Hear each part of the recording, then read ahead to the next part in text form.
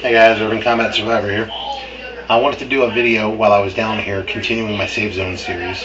I'm constrained for time and I don't have my notes here, so this is probably just going to have to be a more basic cover of the topic than I wanted. But it's going to have to do for now, and if I get home and have more time to look at what I've done and feel that I've left anything out, I'll make an augmentary video. This is going to be Safe Zones 202. Setting up a marketplace. Now, I know a lot of people probably just pulled back on the concept of setting up a marketplace.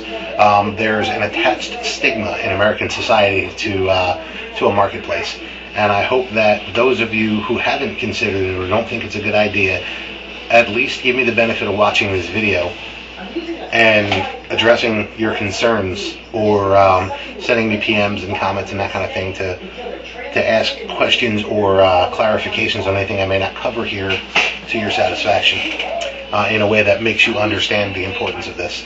I hope that I can convey this as my thought process has laid it out for me over the last 2 years or so.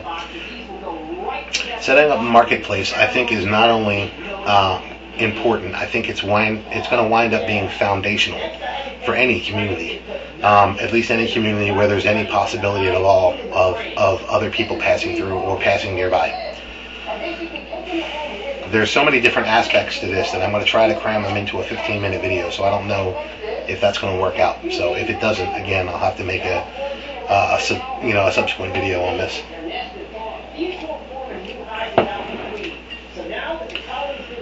Okay. One of the first things that I think we all need to consider is how well prepared the other people we're going to wind up working with are. In my situation, I feel that I'm probably going to wind up working with a whole bunch of people that haven't prepared much, if at all, for any kind of breakdown situation. So if it does come to a breakdown, I know right away that I'm working on a deficit of resources. One of the things that I can use to address that is setting up an immediate safe zone, and then as quickly as I can safely and securely do it, setting up a marketplace near the periphery of the safe zone, close enough to the periphery that it doesn't get deep into my secure zone, but far enough from the periphery that it does allow for me to offer security for any that come to trade. This is going to allow, if you look at history, villages, small towns, isolated areas, they looked forward greatly to when merchant caravans would come through. They used this as an informational resource for news on the outside world, which is an invaluable resource. If you can have a steady stream of people bringing information in, people who you're able to sequester to a predetermined area, so that they can't take more information out than the last person has been able to, and compromise your security. That's an invaluable asset. That allows you, that intelligence is going to allow me to more effectively set up any forays that I send out of the safe zone out into an insecure area for intelligence gathering, for interdiction, for foraging, or for whatever. It also is going to allow me to minimize any foraging parties that will have to be sent out of the safe zone, because if we are capable of bartering with those who are already out there foraging to bring things in that we need, then that's less risk that we have to take personally, that we can just trade for. Another thing, so let me back up, I don't want to get too far ahead. The people that are in the safe zone that do not have provisions put up already, that don't have resources already available to them, may have alternative resources that are desirable to someone else. Let me give you an example here. Let's say there's somebody that's in your safe zone that, of course, is an asset. They live there, they're part of the community, and they're part of your safe zone. Yet they haven't put up food. But what they have is, for instance, let's say they have an abundance of winter clothing, an abundance of winter coats, winter jackets. Maybe they're one of those people that never throw out their old jackets. Well, there are other people out there that might not have a coat. They might not have a jacket for the winter season, but they may have some extra food, or they may have food that's not going to have a very long shelf life that they're going to need to trade before it goes bad. Further, I made a video called The Gun Prepper Threat about people that are only putting up guns and ammo. Many of those people, I think, are going to wind up being rogue criminal elements, but not all of them. And I think some of them are going to be looking for a safe place in order to trade some of that they've put up. I've seen plenty of people talk about putting up extra ammunition in calibers that they don't even have a weapon that fires, just for trading purposes down the road. I don't think that's a bad idea. I certainly hope that anyone who's doing that has set up their full prep before worrying about barter items. But that's a different video. So let's say somebody comes in and they want to trade 1,000 rounds of ammunition, but what they need really is blankets. They don't have blankets, or they don't have food. We'll go with the food thing. And somebody's going to bring in a bunch of food items that have a finite life expectancy on them. Let's say they have a bunch of boxes of cereal that are only going to be good for so long because they don't have a way to keep the critters, the mice and the vermin out of it. So they bring it to the marketplace. You've now been able to establish, you send out word, I'm going to try to establish a marketplace as quickly as I can securely do it. And secure all people, all merchants that are coming in to do any trading. And this is the part where I think some folks are going to have a problem, but this is the nature of humanity in the world. So you're going to be able to charge a fee for people to come in there and do their trading. As long as that fee is fair, I don't think many people are going to have a problem with it. For instance, that guy who wants to come in and trade 1,000 rounds of ammunition, and another guy, let's say he has a pickup truckload of cereal boxes that he has to trade them out because, mice have already been getting into a bunch of his cereal that he stole from the supermarket 2 months ago. Each person coming in can trade a fair amount of their goods for the service, for the security of coming into your secure area, into your secure marketplace, and for you facilitating that trade. I know there's this stigma in American society right now about anybody doing any kind of business, so I don't know what to tell you. If you're one of those people, I don't know what to tell you. You're probably in the wrong place here. But if you are fair in your fees. Let's say the guy who's coming in with 1,000 rounds of ammunition, you might say to him, okay, give us 100 rounds or give us 50 rounds of that ammunition that we can use, and that'll go to further security for whatever extended period of time it has to be furthered for. Same thing with the guy with the cereal.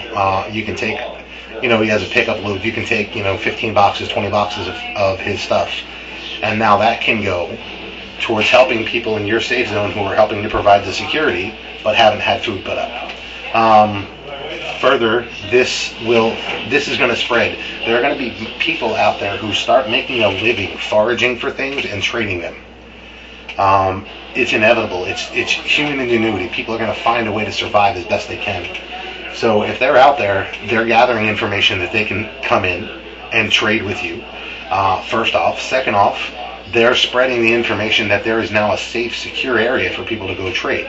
Because let's face it, it's going to be like Mexico, where any transaction you do is basically taking your life in your own hands.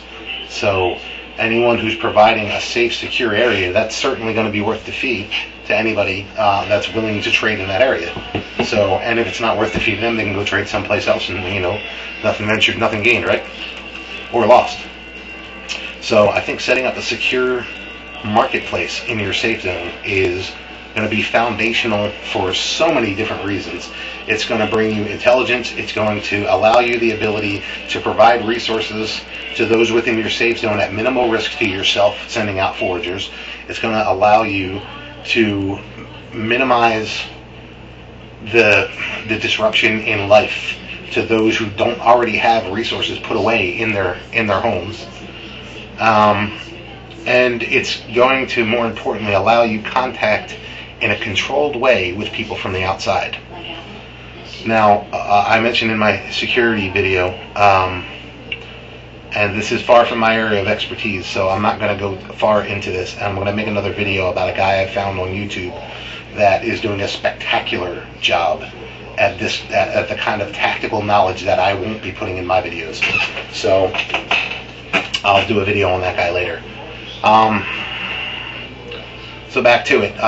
The only downsides I see to setting up a marketplace is, one, you're going to have to establish security that you can maintain. Two, you're going to have to deal with criminal elements. I mean, in any marketplace, even right now under the relative rule of law that we have, there are thieves, there are crooks, there are predators everywhere. So you're going to have to be prepared for those. Setting up your security within is going to be another one of those things. If you're in a community, in a neighborhood, you don't necessarily have 100% reliable characters that you're going to need to use for your security.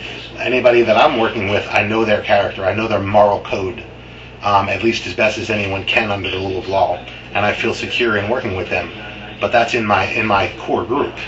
Outside of that, the people in my neighborhood, you know, there could be all kinds of various different criminal elements there that I'm simply unaware of, and that I'm going to have to be vigilant for, and you will as well. So set up your safe zone as best you can with the thought of trade down the road already in your mind as you're doing it. As those riots are going on out front, if it ever happens, already know that you're going to need to set up a marketplace. Now, you might not have anything worth trading right now. For instance, you know, I'm doing an urban cattle ranch. I've done a video on that, and I plan on having meat already put up. As much as I can before a breakdown happens, I'm going to have put up. I plan on having furs. I'm going to learn how to process the furs as well, and I'll have those put up and secured for trade. Down the road, people are going to need blankets. You know, even just groups. Maybe some mom who is just a woman with 2 kids, and you know, she doesn't have provisions put up, but she's able to you know knit or whatever, blankets or sweaters or something that she can come to that market and trade, and you know, it offers her a little bit of security that extends that secure American morality just that little bit to that person to be able to come in there and do her trading. And it allows for you to get all of the information, to get the resources necessary with the minimal risk of doing so in an already secured marketplace. I don't want to harp on this too much.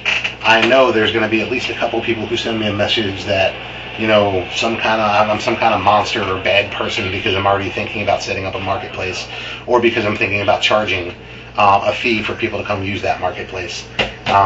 If you're one of those people, I think your head is either in the sand or in the clouds. I don't know which, but nobody is going to have everything they need put up. We're all going to need to trade. We're all going to need to barter at some point. So having that in mind already, I think, is going to give you an advantage down the road. You know, you can't eat your morals, you know, particularly if they're glass morals, like trading and business is evil. Those are kind of ridiculous notions that have been pushed by popular media, and I have no idea how the hell any thinking person accepts that garbage. But anyway, whatever new kind of currency that you're going to need to set up to work your marketplace, start thinking on that now. How are you going to make payments to people? How are you going to supply this marketplace? Are you going to have it in a fenced-in area, or is it going to be an open area that you can secure from the outside? Are you going to have people patrolling within that area? Are you going to disarm people that are coming into your marketplace? If a merchant shows up that you haven't worked with before, for instance, and they have five armed security with them, do you allow that armed security into your safe zone, because that's a breach of your safety as well? These are things that we should all be thinking about, and if you haven't thought about them and this idea makes sense to you, then please sit, think about it, really chew it over from as many aspects as you can consider it from, and if it makes sense to you, then maybe start talking to the people that you're working with and start making a mental provision now for the place that you're going to do this, the place that you'd like to do this, a backup place you'd like to do it if the other one doesn't work out for you, and what kind of what kind of freedoms you're going to allow any people that may come into your marketplace, leave your marketplace, that kind of thing. Incorporate this into your security plan now, and it's not something that you're going to have to adjust too heavily for later. So that's just as quickly as I can cover it, I guess, a 15-minute video. That does it. So, Urban Combat Survivor, signing off.